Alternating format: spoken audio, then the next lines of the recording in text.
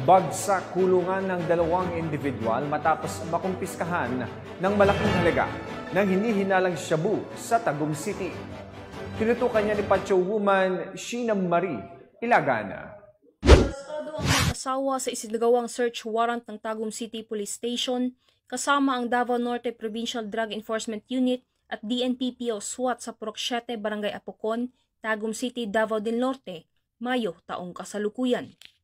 Kinilala ni Police Lieutenant Colonel Jeric Abilia Filosopo, officer in charge ng Tagum City Police Station, ang mga sospek na sina alias Noli, 47 taong gulang, at alias Maribel, 43 taong gulang at residente na nasabing lugar.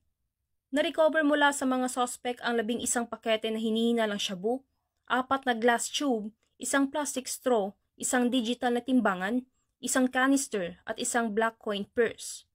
Ayon pa kay Police Lieutenant Colonel Filosopo, ang mga sospek ay nasa kustudiya ng nasabing istasyon upang dumaan sa tamang disposisyon at maharap sa kasong paglabag sa Republic Act 9165 o Comprehensive Dangerous Drugs Act of 2002.